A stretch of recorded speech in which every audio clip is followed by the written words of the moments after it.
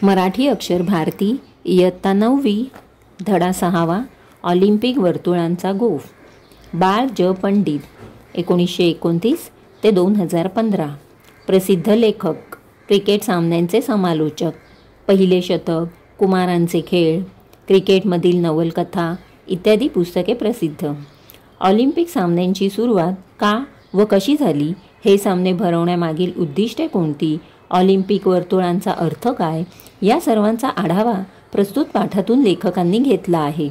प्रस्तुत पाठातून जागतिक ऑलिम्पिक क्रीडा स्पर्धांविषयीची माहिती दिली आहे.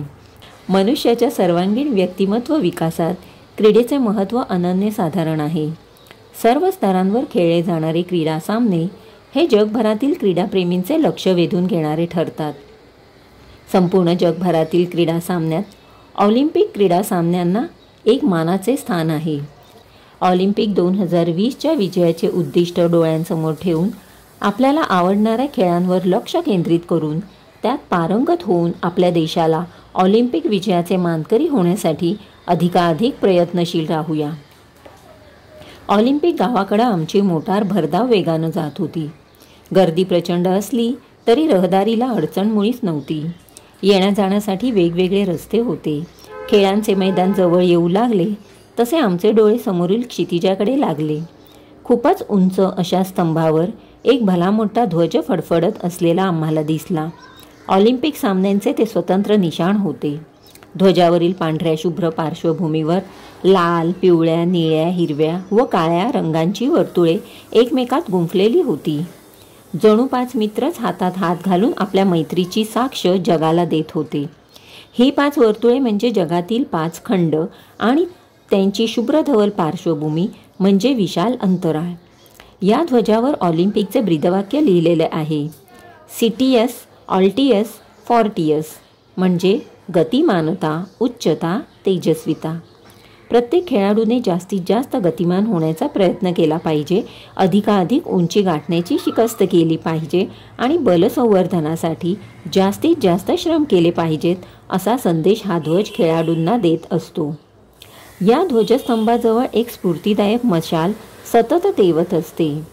ऑलिम्पिक सामने म्हणजे क्रीडापटूंसाठी आणि क्रीडा शौकीनांसाठी एक पर्वणीच असते. पृथ्वीच्या पाठीवरील सर्व राष्ट्रातील सुमारे 5 ते 6 हजार खेळाडू या सामन्यांमध्ये भाग घेतात. स्त्री खेळाडूंचीही संख्या 2000च्या आसपास असते. प्रेक्षागारात सुमारे 70 ते 80 हजार प्रेक्षक बसण्याची सोय असते. याशिवाय सुमारे 25,000 लोकांना हे सामने उभे राहून पाहता येतात. पोहण्याच्या शर्यतीसाठी 4-5 तलावही बांधलेले असतात.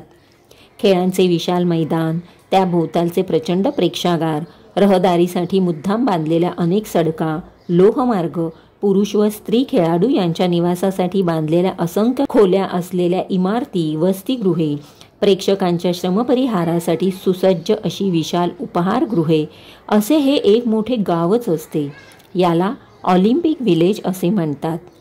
ऑलिम्पिक व्हिलेज वसवण्याची कल्पना इसवी सन 1956 मेलबोर्न येथे मांडण्यात आली.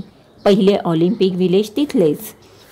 ऑलिम्पिक सामने दर 4 वर्षांनी होतात. हे सामने 5 दिवस चालत. इसवी सन पूर्व 776 हे सामने झाल्याची पहिली नोंद ग्रीस देशाच्या इतिहासात सापडते. त्यावेळी स्पर्धेत यशस्वी होणाऱ्या खेळाडूंचा ऑलिव्ह वृक्षाच्या फांदीची माळ घालून गौरव करण्यात येत असे. ग्रीस देशातील अनेक शहरे परस्परातील भेदभाव विसरून या यशस्वी स्पर्धकांचे प्रचंड स्वागत करत. या सामन्यांतील खेळाडूंना राष्ट्रीय सण समारंभाच्या वेळी मानाचे स्थान मिळत असे. पुढे ग्रीक सत्तेचा ऱ्हास झाला आणि त्याबरोबर इसवी सन पूर्वी 394 हे सामने बंद पडले.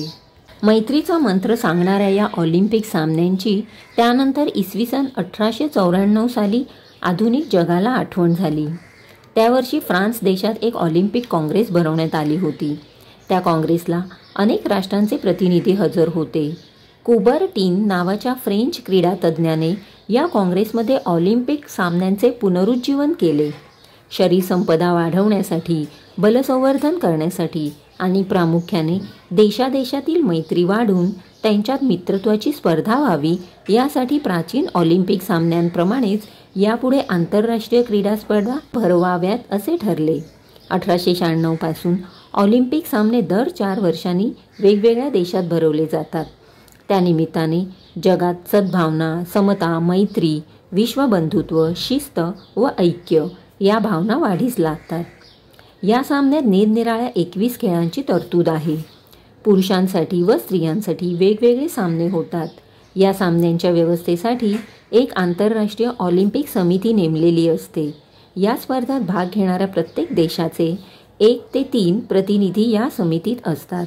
या समितीमध्ये खेळांची व्यवस्था त्या खेळांच्या आंतरराष्ट्रीय संघाकडे असते.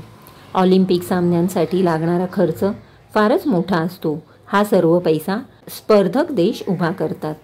क्रीडेच्या क्षेत्रात जातीभेद नाही, धर्मभेद नाही की वर्णभेद नाही. येथे सर्वांना समान संधी मिळते. अमेरिकेतील जेसी ओवेन्स हा वंशाने आफ्रिकी खेळाडू 1936 बर्लिनला झालेल्या ऑलिम्पिक स्पर्धेत त्याने 4 अजिंक्यपदे मिळवली. इतकेच नव्हे तर त्या 4ही बाबतीत त्याने नवे उच्चांक प्रस्थापित केले. अमेरिकेच्या यशाचा तो मोठा शिल्पकार ठरला. अमेरिकेनेच नव्हे तर साऱ्या जगाने या खेळाडूचा त्यावेळी केवढा गौरव केला, केवढे कौतुक केले. ओवेन्सचा वर्ण, त्याचा देश हे सर्व विसरून साऱ्या जगाने त्याची प्रशंसा केली. एमिल झेटोपेक हा झेकोस्लोवाकियाचा खेळाडू 1952 साली त्याने हेल्सिंकीचे मैदान गाजवले. तेथे त्याने 5000 मीटर धावणे व मॅरेथॉन या लांब पल्ल्याच्या शर्यतीत नवीन विक्रम केले व नवा इतिहास घडवला. जगातील एक मानवी रेल्वे इंजिन अशी झेटोपेकने ख्याती मिळवली. यामुळे जगातील सर्व लोकांना झेटोपेकबद्दल तर अभिमान वाटलाच, पण त्याबरोबर झेकोस्लोव्हाकिया देशाबद्दलही त्यांच्या मनात आदर निर्माण झाला. आफ्रिकेतील इथिओपियाचा अबेबे बिकिला या खेळाडूने तर अणु आणि पायाने मॅरेथॉन लांब पल्ल्याची शर्यत जिंकली. एवढे मोठे अंतर त्याने 2 तास 15 मिनिटात काढले. फॅनी बँकर्स या स्त्री खेळाडूने तर 1948 साली ऑलिम्पिकचे मैदान दणाणून सोडले. 100 व 200 मीटरच्या शर्यतीत प्रथम क्रमांक मिळवला. भारताने हॉकीच्या स्पर्धेत अनेक वर्ष अजिंक्यपद टिकवले. सुप्रसिद्ध भारतीय हॉकी खेळाडू ध्यानचंद यांचे नाव कित्येक वर्षे जगात सर्वांच्या जिभेवर नाचत होते. ऑलिम्पिकच्या मैदानावर खेळाडू खेळत असतात तेव्हा खेळाडूंना पराक्रमाचा व प्रयत्नवादाचा संदेश देणारा ध्वज डौलाने फडकत असतो. त्या ध्वजावरील 5 खंडांची 5 वर्तुळे समतेचा व विश्वबंधुत्वाचा संदेश जगाला देत असतात. तर त्याच्या शेजारीच क्षुद्र विचारांचा अंधकार घालवणारी ज्योत तेवत असते.